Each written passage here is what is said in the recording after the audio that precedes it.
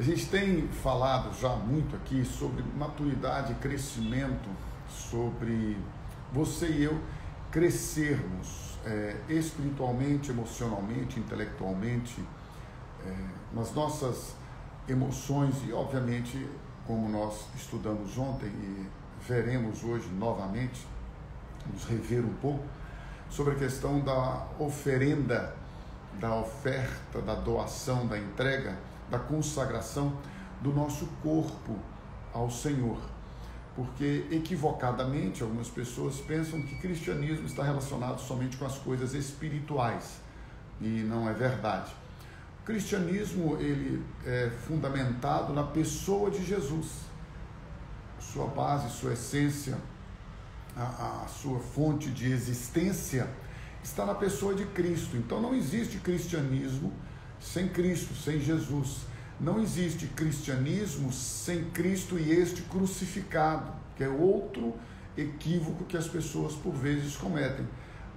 Pensam que podem viver a vida cristã somente na perspectiva de um Cristo ressurreto, de um Cristo que ressuscitou no sentido de uma vida do Evangelho adaptada às virtudes de Jesus, àquilo que a palavra de Deus nos ensina, nos diz, e se esquecem de que para vivermos a vida cristã na pessoa de Jesus, é necessário primeiro experimentar a nossa morte com Ele, a libertação da vida velha, a transformação para uma vida nova. Gente, ter uma religião, seja ela católica, evangélica, protestante, espírita, budista, islâmica, ou qualquer outra que você queira, não importa. Vida cristã, é isso que a gente precisa entender. Quem professa a Cristo deve viver por Cristo. Por isso que Paulo diz assim: eu estou crucificado com Cristo e vivo não mais eu, mas Cristo vive em mim. E a vida que agora vivo nesta carne, neste corpo aqui, eu a vivo pela fé no Filho de Deus, o qual me amou e a si mesmo se entregou por mim. Isso ele escreveu aos irmãos que estavam na Galácia. Depois ele escreve aos irmãos que estão em Corinto. Ele, falando de Jesus, morreu por todos, para que os que vivem, nós, você e eu, já não vivam mais para si mesmos, mas para aquele, Jesus, que por eles, que por nós, morreu e ressuscitou. E o texto já muito conhecido, assim que se alguém está em Cristo, nova criatura é. As coisas velhas ficaram para trás, e eis que tudo se fez o quê? Fez novo. Então, não é incoerência, é contraditório uma pessoa dizer que está em Cristo, que é um cristão, e não ter a sua vida transformada, não ter os seus valores transformados, não ter os seus conceitos transformados. E como eu disse introdutoriamente, a salvação em Cristo não é só uma coisa espiritual. A nossa salvação, ela abrange todo homem e o homem todo. Porque Deus amou ao mundo, o mundo, as pessoas, de uma tal maneira, é a expressão que João, na limitação do seu vocabulário terreno, na sua compreensão intelectual, não tendo palavras que no humano possam expressar, não é um amor grandioso, maravilhoso, não é um amor só, se você disser é um amor infinito, não dá para a nossa compreensão. Então, aí ele usa a expressão tal maneira, porque obviamente isso vai expandir a toda e qualquer possibilidade que possa existir. Deus amou o mundo de tal maneira que deu, é uma dádiva, é um presente. Ele ofertou o seu Filho Jesus para que todo que nele crer não pereça, mas tenha vida eterna. Então é absolutamente incoerente dizer que eu creio em Deus, creio em Jesus e não viva nos princípios, na base, no fundamento das Escrituras Sagradas, da Palavra de Deus. Aí a pessoa fala assim, não, eu sou cristão, eu creio em Deus, mas nem tudo na Bíblia eu creio. É incoerência, porque segundo a Bíblia, e aliás, só para deixar muito claro, eu creio em Jesus por meio das Escrituras. Eu conheci e continuo conhecendo Jesus por meio das Escrituras. Olha que interessante. As pessoas às vezes confundem as coisas. Oração não é só importante, a oração ela caminha junto com a palavra. Não existe cristianismo sem oração. Só para você entender, a oração que nos leva à intimidade com o Pai traz o mover do Espírito Santo para a revelação da palavra. Então, se você conhece só a palavra, se você é um intelectualizado na palavra, você é uma pessoa muito intelectual, estudiosa, aprofunda na essência, na etimologia das palavras, na história, no contexto histórico e tal. Isso é muito legal, muito bom, traz muita riqueza para nós.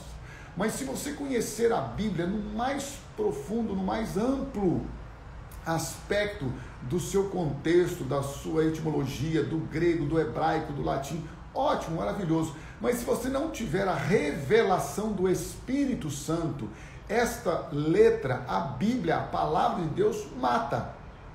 Não é que a palavra está matando, mas é que a falta de revelação faz com que a letra, que não é vivificada, não ganhou vida, torna-se para nós uma sentença, um juízo. Por isso que nós não estamos debaixo da lei, mas debaixo da graça. Então, viver o cristianismo sem revelação da palavra, sem andar conforme a palavra, é no mínimo incoerente. Então você dizer, eu creio em Deus, creio em Jesus, sou cristão, mas existem restrições na minha vida algumas restrições estão relacionadas com coisas que eu não creio na Bíblia. A Bíblia é a palavra de Deus, a palavra de Deus é a Bíblia. Cristo é o Verbo, Ele é a palavra, Ele é aquele por meio de quem, como sendo o Deus Verbo, o Deus Filho, o Deus Palavra, Deus Pai, Deus Filho, Deus Espírito Santo. No princípio era a palavra, no princípio estava o Verbo. Ele criou todas as coisas, foram criadas pela palavra do seu poder e Ele sustenta todas as coisas pela sua palavra. Ele sustenta a sua vida, a minha vida, a nossa vida. Gente, cristianismo é poder de Deus. Ser cristão é dizer Cristo, o Cristo ressurreto, o Cristo Filho de Deus, o ungido de Deus, o Filho que se tornou sangue, carne, que participou das mesmas limitações, das mesmas fragilidades, finitudes. Ele teve fome, sono, chorou, se angustiou, entristeceu, ficou irado, ele teve momentos de angústia. Tudo que Cristo viveu, passou, experimentou neste mundo, na sua humanidade, na humanidade dele, sangue, carne, nascido do ventre de Maria, quando ele abriu mão da sua glória, quando ele abriu mão de ser Deus, não se apegou a isto, quando ele fez tudo isto, ele o fez para que você e eu pudéssemos experimentar agora a glória dele, a pessoa dele, a natureza dele. Deus amou o mundo, deu dádiva, presente para você e para mim, o seu Filho. Quando nós cremos nele, nós estamos dizendo, declarando, confessando com a nossa boca que você e eu agora já não vivemos mais para nós mesmos, mas nós vivemos para Ele, para a glória dEle. E aí quando a gente experimenta esta transformação, esta vida nova, quando a gente experimenta esta mudança de natureza,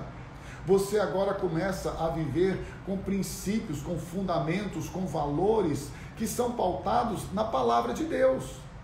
Se nós não experimentarmos isso, é só mais uma religião. Tem gente que troca de religião, passa a ser católico, não era nada, passa a ser evangélico, protestante, passa a ser espírita, qualquer coisa. Mas é mais uma religião, trocou de religião.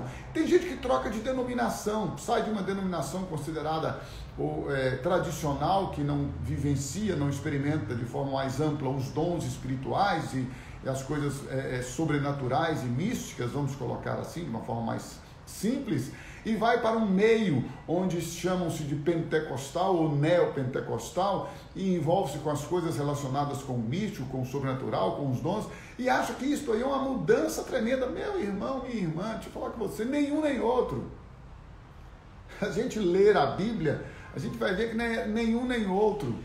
Muitas pessoas expulsam demônios, falam em outras línguas, profetizam, realizam sinais, maravilhas, milagres, ao ponto, olha onde a Bíblia diz, está tudo na palavra de Deus, meu irmão, que nos fins dos tempos, nos finais, quando estiver próximo à volta de Cristo, então não deve estar muito longe, vão aparecer homens fazendo tais sinais e prodígios, que se possível fora, preste atenção na palavra de Deus, por favor, se possível fora, porque não é, enganariam até os escolhidos, mas de vez em quando os escolhidos dão uns vacilos aí, e começam a ficar com os seus olhos muito vibrantes em relação às maravilhas que vem. Meu irmão, deixa eu falar com você uma coisa, os sinais seguem os que creem, os que creem não seguem sinais.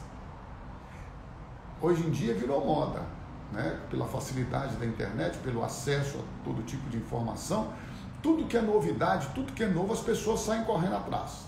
E então o povo fala, está tendo milagre, está tendo avivamento. Deixa eu dar uma notícia para você. Todo avivamento bíblico, todo avivamento que traz vida nova, vida de santidade, vida de justiça, vida de pureza, vida de integridade moral. Esse negócio de falar, fulano ele tem o dom disso, daquilo, ele pode ter dom e vai para o inferno, meu amado. Paulo falou isso claramente à igreja de Corinto, como eu disse aqui. Ele falou, não adianta, se alguém estiver em Cristo, nova criatura as coisas velhas passaram, você até pode ter dons Deus dá, dons Deus distribui, mas nem por isso você e eu, ao termos dons ou até praticarmos esses dons, estamos dizendo que somos selados pelo Espírito Santo. Não, selados pelo Espírito Santo são aqueles que passaram pela semelhança da morte de Cristo e este crucificado. Selados pelo Espírito Santo são aqueles que passaram, experimentaram a ressurreição de Jesus Cristo e com Jesus Cristo dentre os mortos e agora estão assentados com Ele nas regiões celestiais, acima de todo principado, potestade, de todo poder, de todo nome, de toda autoridade que se nomeia não só neste século, mas também em qualquer século vindouro. Selados pelo Espírito Santo estão aqueles que confessam a Jesus Cristo como Salvador e como Senhor, e a prática e a resposta e a expressão e a manifestação e o testemunho da confissão não vem pelos sinais, maravilhas, pelos dons e pelos prodígios que se realizam, mas vem pelo amor com que amamos uns aos outros, porque disse Jesus: vocês não serão conhecidos pelos dons, pelas manifestações prodigiosas. Vocês serão conhecidos como meus discípulos quando vocês amarem uns aos outros, assim como eu vos amei. E é por isso que nós precisamos passar por uma manifestação, por um poder contínuo, constante e crescente. Você e eu precisamos experimentar uma transformação e um renovo nas nossas vidas, diário, contínuo, constante e crescente, porque quem está em Cristo deve crescer na graça e no conhecimento dele. Aquele que é santo, santifique-se mais, aquele que é puro, purifique-se mais. Cada dia mais devemos ser santos em toda a nossa maneira de viver. São princípios, fundamentos bíblicos. Eu não estou discutindo religião, não discuto futebol, não discuto política, não discuto nada que traz polêmica. Aliás, a vida pode ser muito melhor, muito mais leve, quando você e eu não queremos ter razão, quando nós simplesmente decidimos viver e cuidar a partir de nós mesmos, porque nós vamos prestar contas a Deus, meu irmão e minha irmã, não é somente do que nós fazemos ou falamos, mas também do que nós pensamos, intentamos, desejamos, da nossa motivação. Por isso, sobre tudo que se deve guardar, guarda, pois, o teu coração.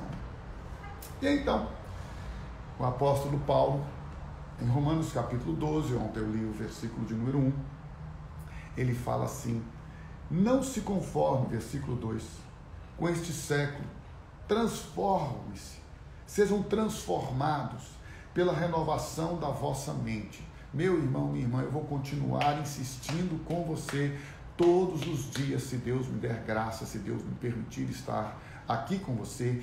Precisamos mudar nossos valores para que estas mudanças, ou esta mudança, de forma mais íntima e pessoal, quando nós declaramos a nossa mudança de novo nascimento, de vida nova, de transformação, possa agora ser uma expressão da vida de Cristo. Não adianta você e eu dizermos, porque eu tenho vida nova, eu sou crente, eu sou evangélico, eu sou pastor. Grandes coisas. Na verdade, eu prefiro ficar com a música que nós cantamos hoje do Salmo 126. Grandes coisas tem feito o Senhor por nós. O negócio de ter religião, de ser pastor, de ser líder, de ser ministro. Quantos pastores estão pecando, envergonhando o nome do Evangelho? Gente infiel, destruindo famílias, destruindo pessoas. São instrumentos do inferno, são instrumentos do diabo. E eu não estou aqui julgando ninguém, condenando ninguém, não. A Bíblia diz que estes ministros se transformam, são transformados como se fossem em ministros da justiça, mas são instrumentos do inferno para destruir vidas, para envergonhar o Evangelho, para trazer escândalo para o Evangelho. Então você e eu precisamos entender que nós, você e eu, temos sido chamados para viver diante do Pai em santidade e em justiça, uma vida de leveza, gente. Eu não quero imposição, legalismo, regras, preceitos sobre a minha vida, sobre a minha história. Já basta tantos e tantos problemas, dificuldades que você e eu temos, e não temos gerência ou ingerência sobre estes, e ainda assim temos que lidar com eles, não é verdade? Agora você imagina, se eu já tenho tantas coisas para lidar em oração e em, às vezes, só intercessão, porque tem coisas que a gente chega a um ponto que não adianta. Por exemplo, você vai querer convencer alguém que já falou com você, olha, você já pregou o Evangelho, você já me falou, deixa agora que eu vou resolver, não precisa falar mais. Você vai falar para quê? Mas você não vai parar de orar, você não vai parar de interceder. Se você sabe que uma pessoa corre um risco terrível de estar no pecado, de cair, de perder a sua família, você não vai deixar de orar, não é verdade? Então tem coisas que a gente só ora. Ora, se dentro disto eu já estou vivendo nas minhas limitações nesses aspectos, por que eu vou buscar mais regras e peso para viver e trazer sobre a minha vida de forma religiosa? Gente que fica ouvindo todo tipo de voz. Tem gente que só vive de profecia, sai de casa em casa, de igreja em igreja, de culto em culto, de reunião em reunião, só buscando profecia, profecia, profecia, profecia. Deus disse, Deus disse, Deus disse, assim diz o Senhor, mas não firma-se, não para um segundo sequer para obedecer à Bíblia. Tem gente que vive de profecia, de dons e disso, daquilo, outro, que Deus vai fazer, que Deus vai matar, que Deus vai trazer sentença, juízo, cobrança. Essa gente é tudo doida. Tá todo mundo louco. Deus é amor, meu irmão. Deixa que Ele trata. Você e eu precisamos viver aquilo que a Bíblia diz, gente, os princípios da palavra. Para com essa loucura. Viva a palavra de Deus. Viva o Evangelho. Quando você tem a sua vida transformada, quando a sua mente é transformada, mas transformados pela renovação da vossa mente. Quando você tem esta transformação, quando você experimenta essa transformação na sua mente, diz o apóstolo Paulo em Romanos 12:2, para que experimenteis, você vai ter uma experiência com Deus, você vai experimentar, usufruir, desfrutar da boa, agradável e perfeita vontade de Deus. Você estaria disposto a viver isso aqui? Acho que não é ruim não, né, gente? Já pensou? Deus trazer a você, a mim, nos oferecendo a sua boa, agradável e perfeita vontade. Olha que coisa maravilhosa. Desfrutar da boa, agradável e perfeita vontade de Deus. Quando a gente vive nesta dimensão, quando a gente experimenta esta graça transbordante de Deus, este amor dele, viver pela palavra, sustentados pela palavra, gente, é muito simples, é coisa leve, não é religião, não é viver debaixo de cabresto, de curral, de paredes. A igreja não é o prédio, a igreja somos nós, as pessoas, o corpo de Cristo. Vida cristã não é uma vida de religião, não é ter uma religião. Toda religião é boa, não é verdade. Tem muitas religiões que induzem as pessoas ao mal. Não é verdade. O importante é crer em Deus. Não, até o diabo crê e estremece. Não, o importante não é crer em Deus. O importante é crer em Deus. Não. O importante é crer em Jesus. Escute, não como profeta. Crer em Jesus como Messias, o Salvador. Crer em Jesus como o Cordeiro de Deus que tira o pecado do mundo. Crer em Jesus como aquele que faz novas todas as coisas em nossas vidas. Crer em Jesus como aquele que nos liberta do pecado e nos dá uma vida nova, transformada, regenerada. Crer em Jesus e ter a nossa mente, os nossos valores renovados, transformados pela sua palavra. Crer em Jesus e viver em obediência à sua palavra, porque quem ama, obedece. Meu irmão, Jesus foi claro, claríssimo. Quem me ama, obedece às minhas palavras. Dizer que eu amo a Deus, que eu amo a Jesus e não vivo pela palavra, gente, está errado, meu irmão. Está errado, tem um problema aí. Não, eu sou crente, eu sou evangélico, eu sou protestante, eu sou católico, eu sou cristão. Mas você odeia, você deseja o mal para o outro, você não perdoa, você não ama, você não serve. Meu irmão, não se engane.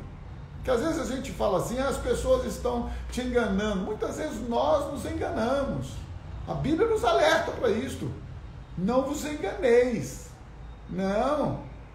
Não se deixe ser enganado e não se engane. Cuidado, que às vezes nós queremos nos convencer. Olha, gente, eu dou esse exemplo porque eu sou de Valadares, né? Sendo de Valadares, a gente pode dar esse exemplo. Mas você imagina aonde nós chegamos. Olha só, irmãos, por favor, cada um faz da sua vida o que quer. Eu não tenho nada a ver com a vida de ninguém, mas eu estou falando de Bíblia. Olha a que ponto nós chegamos. Estou falando de Valadares porque nós somos pioneiros, não é? Na ida para os Estados Unidos, em desenvolver aquela nação, em ajudar a desenvolver aquela nação. Mas enfim, nós somos pessoas que queremos ir, infelizmente, quando não conseguimos de forma legal, muitos vão de forma ilegal, invadindo. É uma invasão. Você não tem autorização para cruzar a fronteira. Então você cruza aquela fronteira, aquela divisa, sem autorização, uma invasão, você invade aquela nação. E aí tem gente que chega ao ponto, preste atenção no que eu vou lhe dizer, de pedir para o irmão, para a irmã, orar para que Deus abençoe que ele invada aquele país e que ele não morra na travessia, que ele tal. O outro pede oração porque ele está divorciando da esposa e viu que não tem mais jeito, vai divorciar, vai se separar, mas que ele está apaixonado por uma mulher que ele crê que agora Deus trouxe. Você acredita que às vezes eu tenho que ouvir isso? Você não acredita, né? É bom você saber que eu passo. Quando eu fico aqui meio surtado, é que eu tenho que ouvir cada coisa, gente. Você está entendendo? Peraí, meu irmão. Gente, nós somos cristãos, pessoal. Não dá para viver na mentira, a mentira é do diabo. Não dá para viver em adultério, meu irmão. Não podemos fazer isso, queridos. A gente precisa nascer de novo. Precisa ter uma experiência com Deus de verdade, né? Que Deus tenha misericórdia de nós. Que Deus nos leve a uma vida verdadeira, transformada. Que Deus tenha misericórdia da minha vida, da minha casa, da sua vida, da sua casa, da nossa vida, da nossa casa. Que Deus nos livre de todo o mal. Que Deus nos conduza pelo seu Espírito Santo à revelação da palavra dele, para que nos curvemos, para que nos submetamos em obediência à sua palavra. Quem ama, obedece. Quem obedece, dá o testemunho de que ama. E quem tem a sua mente transformada pela renovação da palavra, ele experimenta a boa, agradável e perfeita vontade de Deus. Que o Senhor te abençoe, que o Senhor te renove, que o Senhor derrame sobre sua vida, sobre sua história, a bênção dele, a graça dele, o poder dele, a alegria dele, a unção dele. Que seja uma terça-feira muito abençoada, que o Senhor supra todas as suas necessidades, segundo a provisão que vem dele dos céus, para que em tudo, você e eu, vivamos para a glória dele.